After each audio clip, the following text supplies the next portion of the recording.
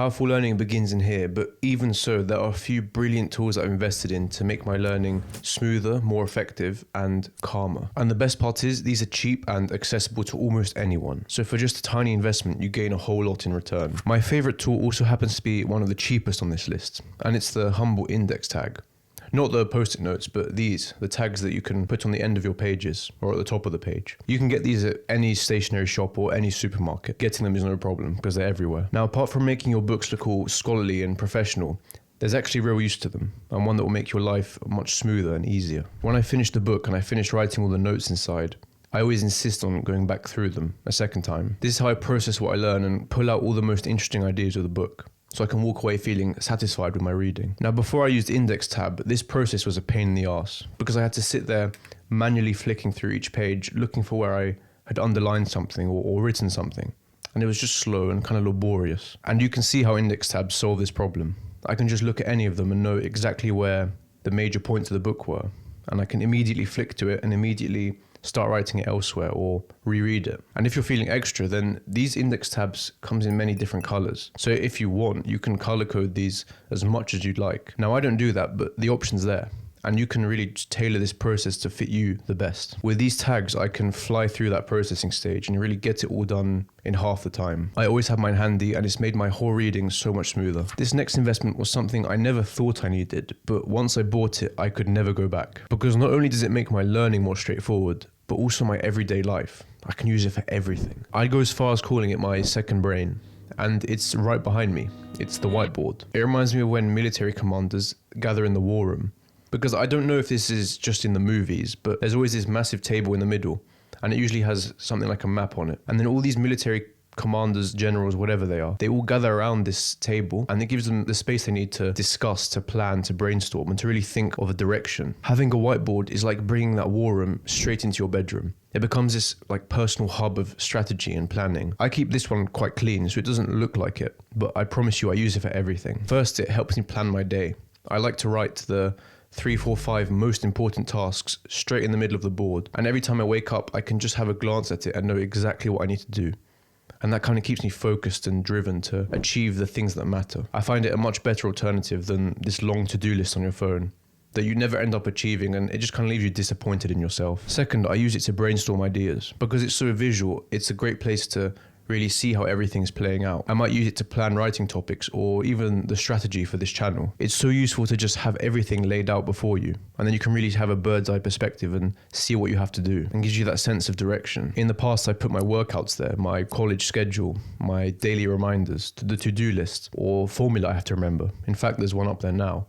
Anything and everything that I need on a daily basis. And that frees my mind from all this mental burden because I know it's all there ready for me. And of course, that's just me. Those are some ideas for what you could do, but ultimately, this is your board. This is your war room, and it should serve you. Now, this whiteboard behind me is huge, and I'm not complaining at all because you can really never have enough room to write, but I understand it's not feasible for everyone.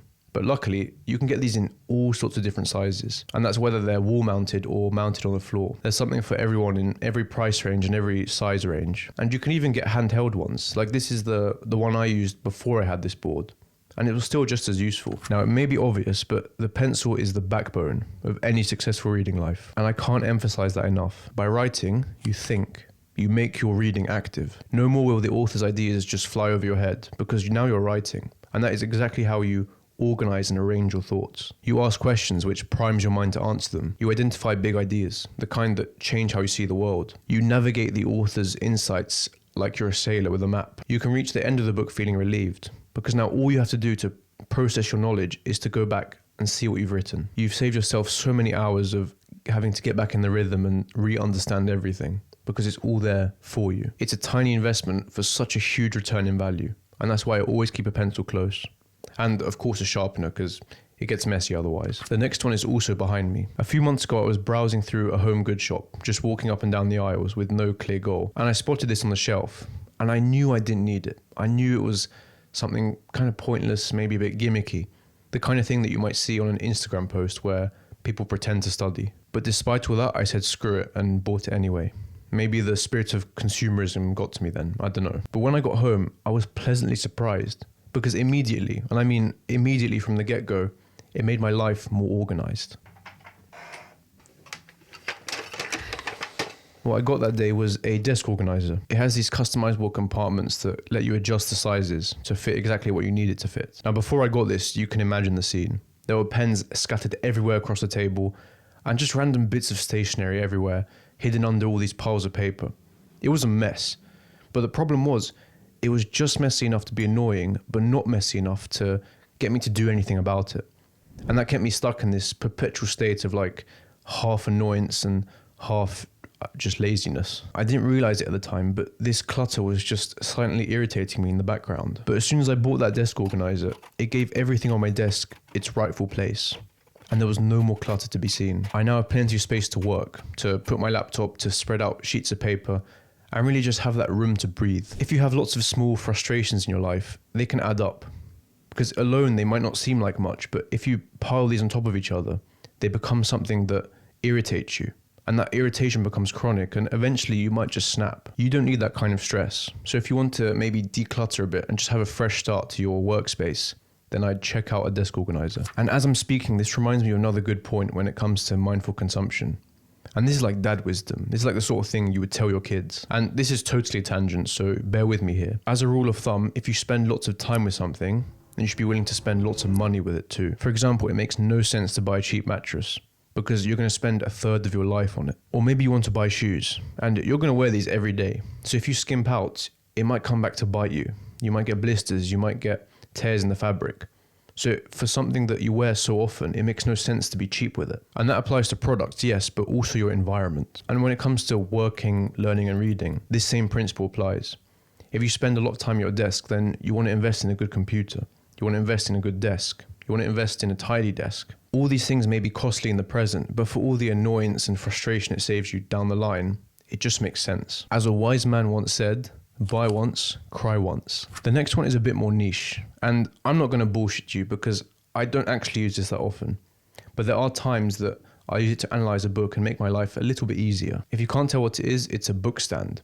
And every single one I've seen has an adjustable height setting and these tongs that grip the book and hold the pages open. If you analyze books, this might be exactly what you need to avoid this common frustration. If you're like me and after you finish the book, you like to type up your notes, it can be really annoying to pick up the book, read something, put it down, type, pick up the book again, put it down, type, and you repeat this annoying cycle. It's frustrating, it kills your flow, and overall it just makes the whole process so much slower. But with the Bookstand, you can just prop up your book on the correct page, have it next to you, and as you type, all you have to do to read something is to have a glance over.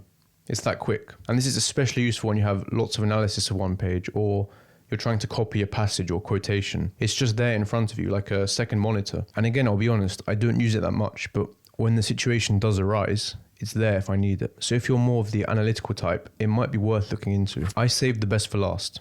And this isn't a physical product, but it's so good I just had to include it. It's a second brain, and not a literal second brain, because this term describes a sort of digital bank of ideas. And the name of it is accurate. It literally gives you the power of a second brain. It's a concept popularized by the famous creator Tiago Forte. Almost a year ago, I started building my own. And I used Obsidian, which is one of the more common choices for it, but more on that later. And at first, I was scared. Because for many years before then, I had written my own notes, but to completely overhaul my system and start a new one, that was intimidating. Even though it was a rocky start and I had my doubts, I stuck to the process. And many months later, I had built this. And this is what all my reading builds up to. A network of knowledge that only gets stronger with time. One that will serve me for the rest of my life. One that will give rise to new ideas, but also store the best ones so that I can access them whenever and wherever I need them. Okay, I hope that's sounding great to you, but why do it anyway? What's the point? And how can you build your own? Whenever I finish a book, I transfer all the best ideas over there into my second brain. I connect them to similar notes, and I also tag them, which means I can easily find them in the future. And this is where your learning is cemented. Because it's a shame to read so many books and have all the best ideas scattered in like 100 notebooks. That's a strong start, but what if you could take all of these ideas and put them in one single place, at your fingertips, and with the chance to bring them around everywhere? Is that not amazing? It makes it so easy to revisit a note you need, maybe to refresh your memory or check something. And to me, that sounds better than flicking through 100 notebooks to find exactly what you need. That's powerful in itself, but that's just the tip of the iceberg.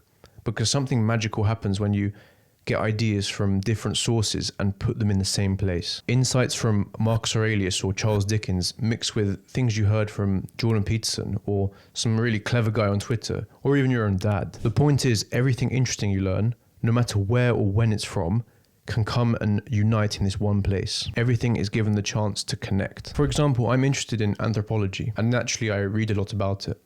And whenever I find an interesting idea in a book, a video, an article, I write them here. And of course, I'll tag it as anthropology so I can find it easily. Over time, something amazing happens because I get this one topic and collect loads and loads and loads of ideas relating to it. And these are all from very different sources, from books, from articles, videos, tweets, anything. And they all come together into this one topic relating to anthropology. It lets me compare similar ideas together, but also contrast things that disagree with each other. And the best part is, when I want to write about the topic, most of the work is done for me.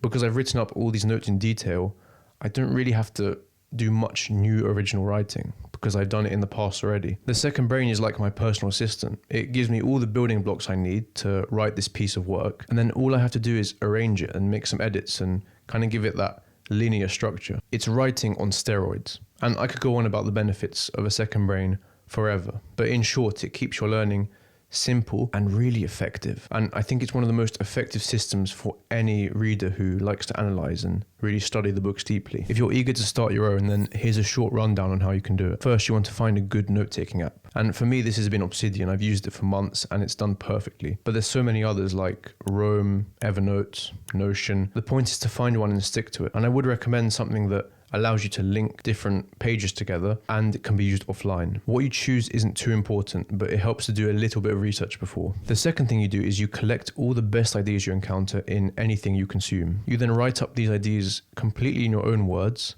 and then you tag them, which gives them some sort of level of organization. Now you want to keep these notes brief, clear, and focused on one topic each. Otherwise it gets messy and jumbled. Now that is the bulk of the work. You just repeat that process until you grow your second brain. But eventually it'll get big enough that you have to add some structure to it.